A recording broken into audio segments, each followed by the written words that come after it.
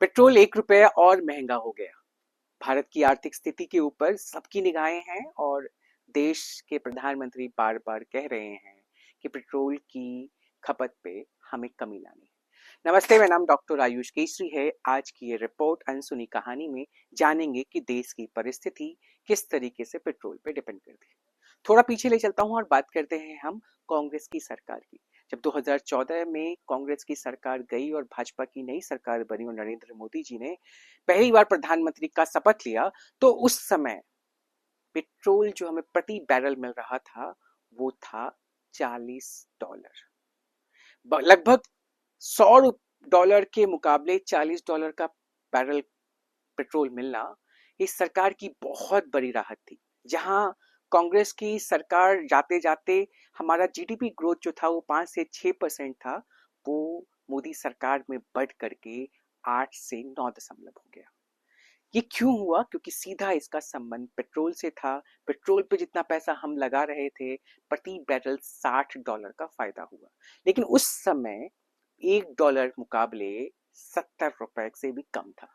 और आज जब प्रति बैरल $100 है, एक बैरल को समझते हैं, एक बैरल में लगभग 150 से 160 तक के लीटर पेट्रोल आता है।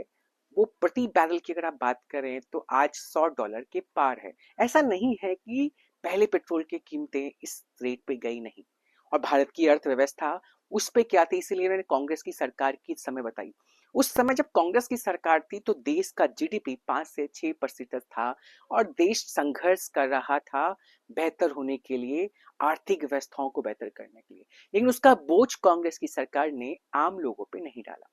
अभी भारतीय जनता पार्टी की सरकार है और जब $40 कम हुआ रेट, कांग्रेस भाजपा की जब सरकार बनी तो रेट एकदम से प्रति बैरल कम हो गया, जिसका फायदा हमारी सरकार को हुआ और हमारी इकोनॉमी में तेजी आई।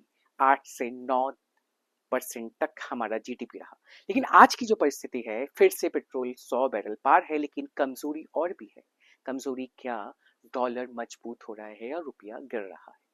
एक और सुषमा स्वराज की बात याद है मुझे। सुषमा स्वराज कह रही थी भारतीय जनता पार्टी की, वो स्पोक्स पर्सन के विपक्ष की नेता थी और सांसद में खड़े होकर कांग्रेस की सरकार के खिलाफ बात कर रही थी और कह रही थी मनमोहन सिंह जी से कि पैसा गिरना मतलब पैसा नहीं गिर रहा, देश की इज्जत कर रही है।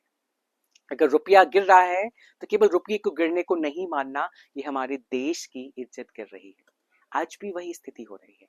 अब ये देश की स्थिति गिर रही है नहीं गिर रही, इस पर मैं आपको छोड़ रहा हूं, लेकिन हम थोड़ा समझेंगे कैसे पेट्रोल से हमारी आर्थिक स्थिति समझ में आती है, कैसे हमारी समय को आज बेहतर करने की जरूरत है, क्यों प्रधानमंत्री ने अपनी सिक्योरिटी की गाड़ियों में कमी लाई, क्यों अलग अलग भाजपा के चीफ मिनिस्टर्स, राज्य सरकार के मुखिया वो कम गाड़ियों का प्रयोग कर रहे हैं और बार बार ये संदेश दे रहे हैं पेट्रोल की कीमत में लाने पड़ेगा। 100 बैरल पेट्रोल पहले भी था, कुछ नया नहीं है, लेकिन नया क्या है? डॉलर की मजबूती।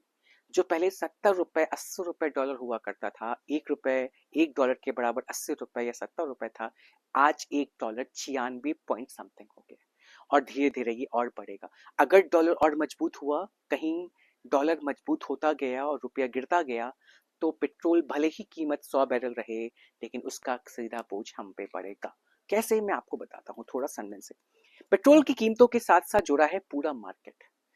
देश में किस तरीके से हम ग्रोथ करते हैं। मैं थोड़ा ट्रेड डेफिसिट की बात करता हूँ। ट्रेड डेफिसिट होता क्या है, थोड़ा उसको समझते हैं और फिर बात करेंगे इकोनॉमी की। जो ट्रेड डेफिसिट होता है वो होता है जो हम निर्यात और आयात करते हैं, उन दोनों के बीच का डिफरेंस। अगर हमने आयात दूसरे देशों में अपने सामान ज्यादा बेचे और कम खरीदा तो हम ट्रेड डेफिसिट में पॉजिटिव रहेंगे और हम ग्रो कर सकते हैं। अगर हमने बाहर से ज्यादा सामान खरीदे और कम बेचा बाहर अपना सामान, तो हम नुकसान में रहेंगे। ऐसे कोई भी बिजनेस को आप देख लीजिए। आप मैं आपकी बात करूं, आप व्यापारी हैं, आपकी दुकान है, आपने अपने कुछ सामान लेके आए, लोगों को बेचा कम, खरीदा ज्यादा, तो आप पे तो बोझ बढ़ेगा। वही देश की स्थिति है। तो देश केवल पेट्रोल की कीमतें नहीं खरीद रहा। अगर हम और जो सामानें खरीद रहे हैं, जिसकी प्रधानमंत्री ने बात की, केमिकल फर्टिलाइजर, सोना और ना जाने कितने और सामान जो हम दूसरे देशों से खरीदते हैं, लेकिन खरीदते किस पे हैं? डॉलर पे। और डॉलर हमारे पास आता कहाँ से है? डॉलर आता है हमारे पास लोगों के निवेश से। जो बड़ी कंपनीज हैं अमेरिका की, यूके की, वो सब कंपनी जो हमारे कंट्री में निवेश करती हैं, उससे हमारे डॉलर में वृद्धि होती है। हमसे जो सामान खरीदते हैं दूसरे देश वाले, उससे हमारे पास डॉलर आता है और वही डॉलर हम खर्च करते हैं। लेकिन जब ये डॉलर की संख्या कम हो जाए, हमारे देश में निवेश कम हो जाए, हम सामान बेचना कम कर दें, हमारी सामानें कम बिकें, तो डॉलर डेफिसिट हो जाएगा हमारे देश में, डॉलर की संख्या कम हो जाएगी और हमें वो डॉलर खरीदने पड़ेंगे। तो खरीदने के लिए क्या करना होगा? हमारा रुपया कमजोर होगा और हम डॉलर पे डिपेंडेंट होंगे। आज की परिस्थिति कुछ ऐसी ही है। देश पे जिस तरीके का संकट आया है, वो संकट बहुत बड़ा है, संकट छोटा नहीं है। अगर ये डॉलर बढ़ता रहा, रुपया कमजोर हुआ, पेट्रोल की कीमतें बढ़ती रहीं, हम लोगों के जीवन में भी मंदी आएगी। पैसा कैसे घूमेगा, मैं आपको सर्कुलेशन में बताता हूँ। एक इकोनॉमिक्स में बहुत अच्छा फॉर्मूला है, डिमांड एंड सप्लाई। जितना डिमांड होगा उतना सप्लाई रहा, अगर ये दोनों बराबर चलते रहे तो इकोनॉमी चलती रहेगी। अगर मान लीजिए पैसा, रुपए कमजोर हुआ, डॉलर बढ़ा, पेट्रोल की कीमतें बढ़ती रहीं, तो गरीब लोग क्या करेंगे? अपने खर्च में कमी लाएंगे। और अमीर लोग हो सकता है बरकरार रखें, लेकिन गरीब लोग अपनी चीजें कटौती करें। तो जब वो पैसा खर्च कम करेंगे, तो मार्केट जो दुकानें हैं, जो छोटी छोटी चीजें हैं, उसमें पास पैसा नहीं पहुंचेगा। जब उनके पास पैसा नहीं पहुंचेगा, तो एक एग्जाम्पल मान लेते हैं, एक सोने की दुकान है। अब छोटा सा सुनार है, उसके उसने सोने उसके दुकान से खरीदने कम हो गए, तो उसके पास जो लोग काम करते हैं उसको सैलरी नहीं दे पाएगा। जब उसको सैलरी नहीं दे पाएगा, तो वो दूसरे सामान नहीं खरीद पाएंगे, वो अपने मालिक को पैसे नहीं दे पाएगा। इसके सब लोग जुड़े हुए, हम आप एक जैसे। तो केवल पेट्रोल की कीमतें बढ़ने से हम और आपके जीवन को कैसे प्रभावित हो सकता है, ये तो मैंने आपको बताया। लेकिन अगर ये मंदी आ गई, जिसको मैं कह रहा हूँ कि जो सर्कुलेशन अगर रुक गया, पैसा लोगों ने कम बचाना शुरू कर दिया और मंदी आ गई, तो उस परिस्थिति में क्या होगा? उस परिस्थिति में देश में बड़ा संकट आएगा। हम चीजों के रेट बढ़ जाएंगे, चाहे वो दूध हो, चावल हो, आटा हो, घी हो, और बढ़ जाएंगे हमारे जीवन की आवश्यकताएं वाली सारी चीजें। तो इसको कैसे कंट्रोल कर सकते हैं? क्या हमारे देश के पास कोई रणनीति है? अगर निवेश बढ़ा और हम अपना निर्यात बढ़ा दें, मतलब हम अगर विदेशी निवेश को अपने देश में अगर बढ़ा दें, तो शायद डॉलर की संख्या हमारे देश में और बढ़ेगी। डॉलर की जगह रुपया शायद मजबूत हो सकता है, और अगर रुपया मजबूत हुआ, तो हम बेटर इकोनॉमी में हो जाएंगे। तो फिर प्रति बैरल पेट्रोल का खर्च पता ही नहीं चलेगा। आज जो 100 बैरल है, अगर वो 200 बैरल भी हो जाए, लेकिन डॉलर नीचे गिर जाए, रुपया ऊपर मजबूत हो जाए, तो दो चीजें करनी चाहिए जो मुझे ऐसा लगता है। हाँ, अगर हमारे देश में निवेश बढ़ जाए, निवेश बढ़ाने के लिए हमें बाहरी कंपनी को आकर्षित करना पड़ेगा, उनको बोलना पड़ेगा कि आप हमारे देश में आकर निवेश कीजिए। अगर वो निवेश बढ़ाते हैं, हमारे पास डॉलर आएगा और रुपया मजबूत होगा।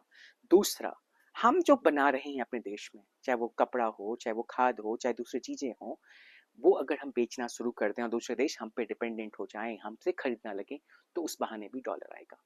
ये संकट केवल देश का नहीं है, सरकार का नहीं है, ये मेरा और आपके जीवन से जुड़ा हुआ है। अगर मंदी आती है, तो केवल देश पे नहीं आएगी, हम पे, आपके जेब पे भी प्रभाव डालेगी। छोटे दुकानदार, बड़े दुकानदार और बड़े लोग, सबके जीवन में प्रभाव आएगा।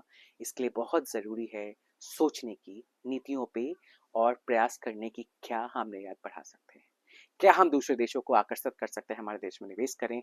मैं आपके विचार को जानना चाहूंगा कमेंट के जरिए। शेयर कीजिए अगर आपने वीडियो पसंद किया हो, और लाइक कीजिएगा, और ये वीडियो उनको जरूर शेयर कीजिएगा जो ये मानते हैं कि देश को बदलने की जरूरत है। आप सबका देश है, मेरा देश है और आपका देश है। आइए मिल करके इसको आर्थिक समृद्धि के लिए ले चलते हैं।